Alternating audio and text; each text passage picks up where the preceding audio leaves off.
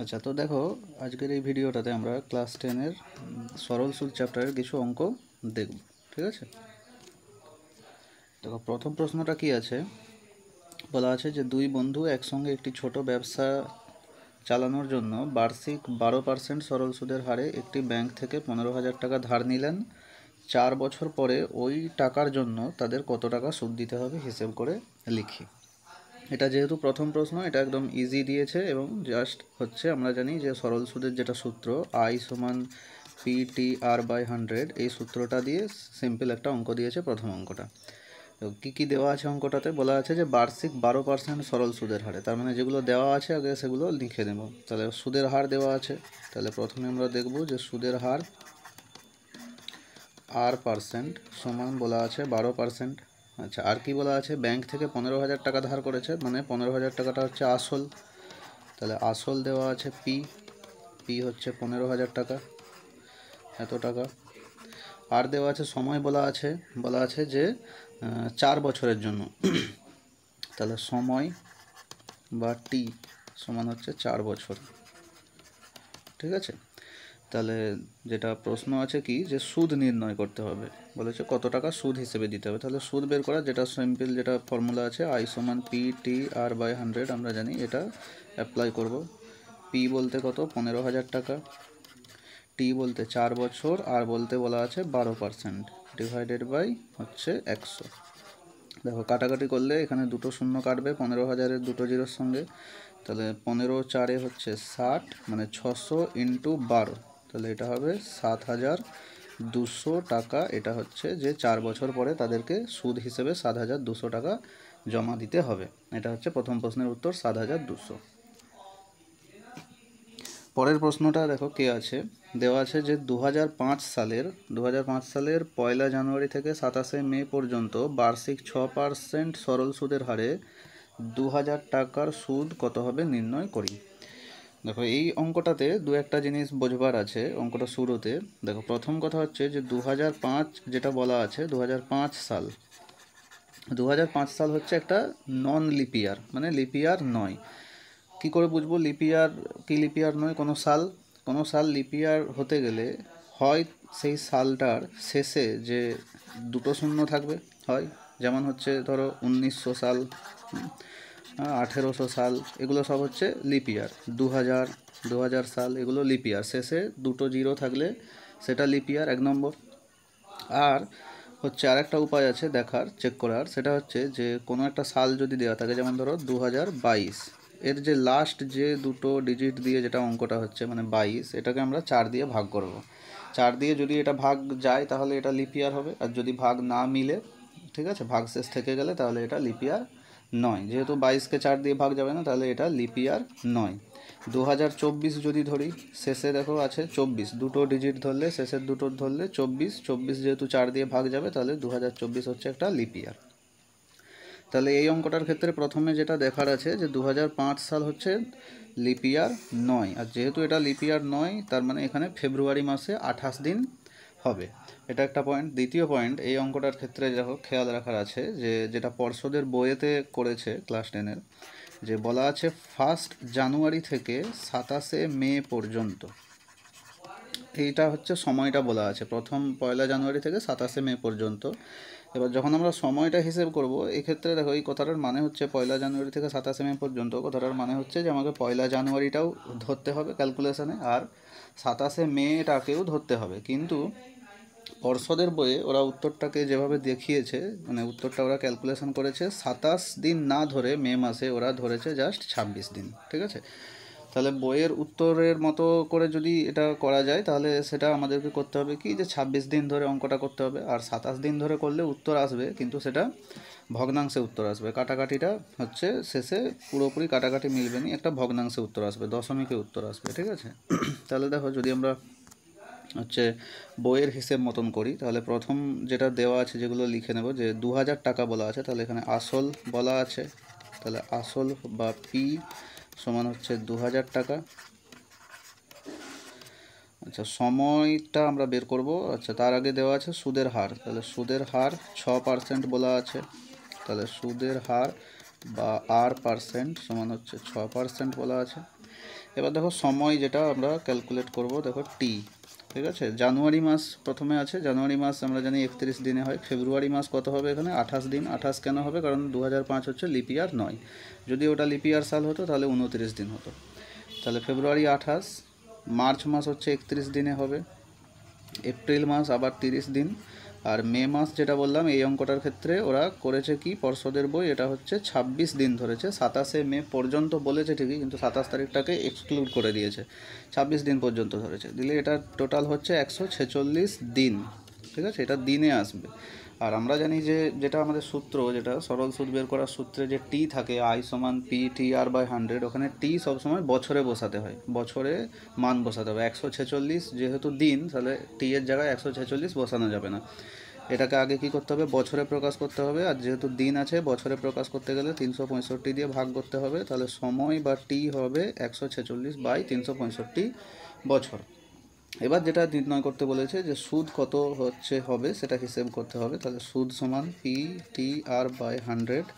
এখানে দেখো আমরা হচ্ছে মান বসাবো। পি বলতে 2000, টি মানে কত না হচ্ছে টি মানে আমরা হিসেব করেছি 146 বাই 365, এটা টি। আর মানে হচ্ছে বলা আছে 6% ডিভাইডেড বাই 100, পিটিআর বাই 100। 5 দিয়ে যদি আমরা কাটি, 5 দিয়ে কাটলে এটা 5 দিয়ে কাটলে এটা হবে 400, আর 5 7 35, 5 3 15, 73 দিয়ে এটা কাটবে 146 2 দিয়ে, আর 100 দিয়ে 400কে কাটলে 4। তাহলে উত্তর কত হবে, 4 2 8 6 24, সরি 8 6 48 টাকা। তাহলে সুদের পরিমাণ কত হবে, 48 টাকা। এটা হবে দ্বিতীয় প্রশ্নের উত্তর, 48 টাকা। দেখো 3 নম্বর প্রশ্ন কি আছে, বলা আছে বার্ষিক 8.13% সরল সুদে। তাহলে সুদের হার যেটা দেওয়া আছে আগে সেটা লিখে নেব, যে বলা আছে সুদের হার R% সমান হচ্ছে 8.13%, বা এটা হচ্ছে 25-এর 3%, 25-এর 3%।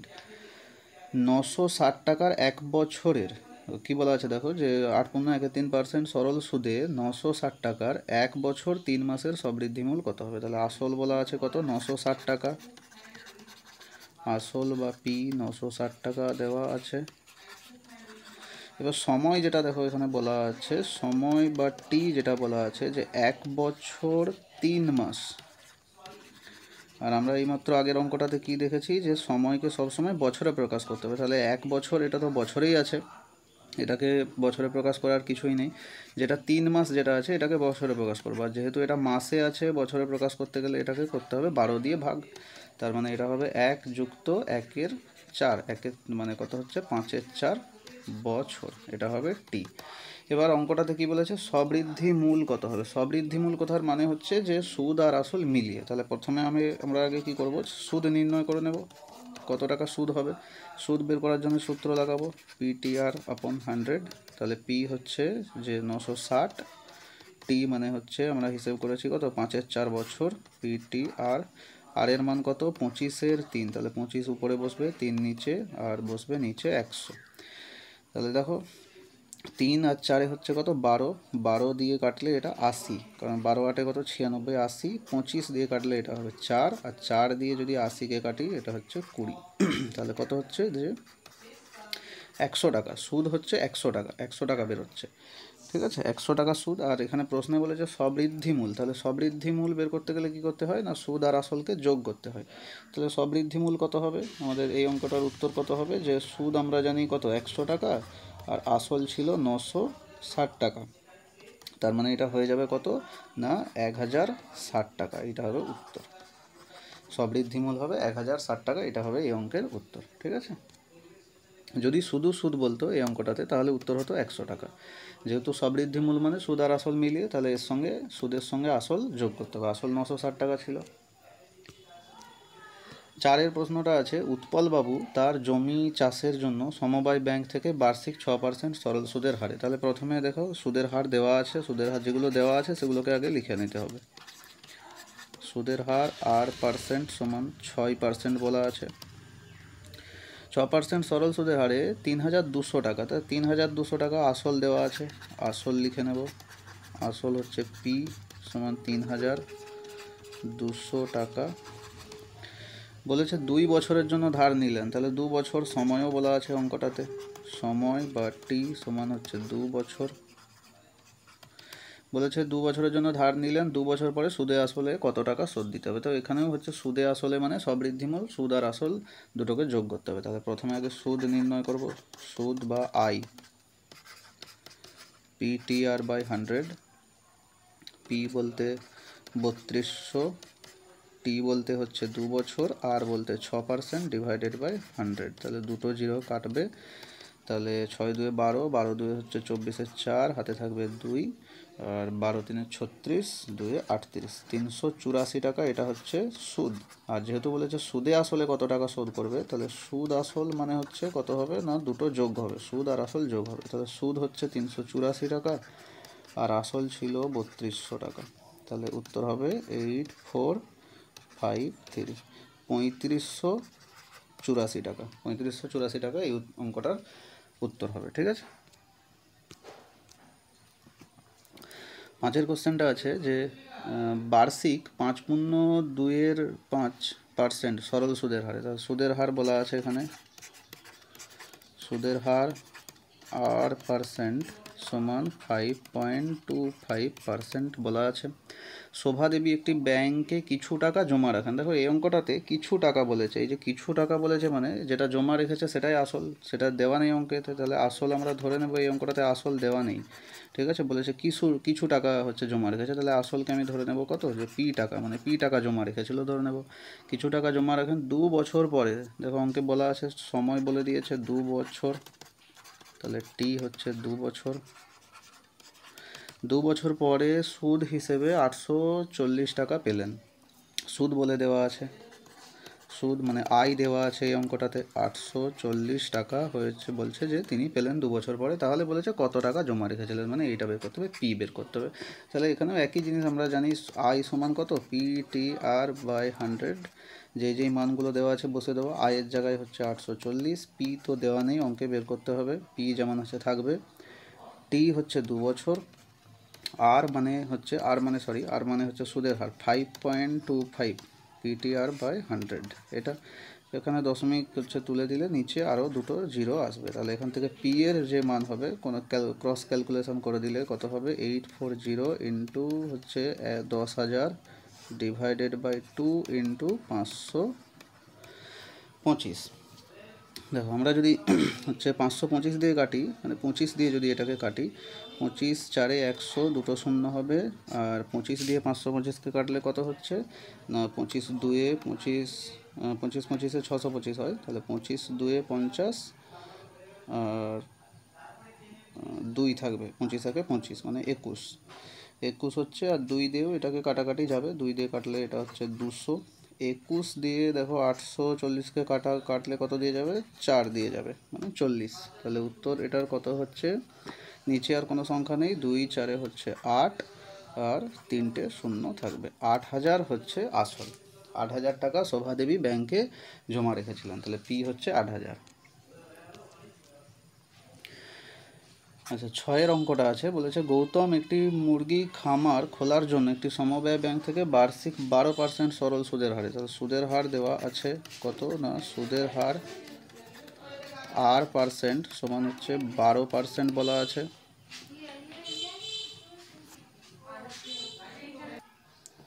12% বলা আছে যে সুদের হার। আচ্ছা, আর কি বলা আছে, যে 12% সরল সুদের হারে কিছু টাকা ধার নিয়েছেন, এই অঙ্কটাতেও দেখো বলা আছে কিছু টাকা ধার নিয়েছে, মানে এখানেও আসল দেওয়া নেই, তাহলে যেটা ধার নিয়েছে সেইটাকে আমি ধরে নেব যে পি টাকা, আসল সমান হচ্ছে পি টাকা। কিছু টাকা ধার নিলেন, বলেছে প্রত্যেক মাসে তাকে 378 টাকা সুদ দিতে হয়, সুদ দেওয়া আছে দেখো, সুদ কত, মানে আই সমান 378 টাকা, তা 378 টাকা তাকে প্রত্যেক মাসে সুদ দিতে হয়। তাহলে বলেছেন যে তিনি কত টাকা ধার নিয়েছিলেন, মানে এইটা বের করতে হবে যে পি কত, আসল বের করতে হবে। আচ্ছা, এখানে দেখো প্রত্যেক মাসে বলা আছে, প্রত্যেক মাসে মানে অ্যাকচুয়ালি সময় কত বলা আছে, সময় বা টি, টি মানে 1 মাস, আর আমরা জানি যে সূত্রে টিকে সবসময় বছরে প্রকাশ করে তারপরে সূত্রে বসাতে হয় মান, তাহলে যেহেতু এটা মাসে আছে তাহলে 1/12 বছর হবে টি এর মান, বোঝা গেল। এবার যেটা বের করতে বলেছে যে আসল বের করতে হবে, তাহলে আমরা একটাই সূত্র, আই সমান PTR বাই 100, এখানে হচ্ছে আয়ের জায়গায় কত বসাবো, আয় মানে 378 টাকা সুদ পাই, পি দেওয়া নেই, পি এর মান বের করতে হবে, ওটা পি থাকবে, টি হচ্ছে 1/12, তাহলে 1/12, আর মানে 12%, পিটিআর বাই 100, তাহলে 12 হচ্ছে কেটে যাবে, তাহলে পি এর মান যেটা আসবে কত 37800, 100টা গুণ হয়ে যাবে কোনাকুনি, তাহলে এটা হবে উত্তর, যে কত টাকা হচ্ছে তিনি ব্যাংকে ধার নিয়েছিলেন সমবায় সমিতি থেকে, 37,800 টাকা, এটা হচ্ছে এই অঙ্কটার উত্তর। তাহলে আজকে এই ভিডিওটার মধ্যে আমাদের 6টা অঙ্কই আছে, এরপরে বাকি অঙ্কগুলো আরেকটা নতুন ভিডিওতে দেখব।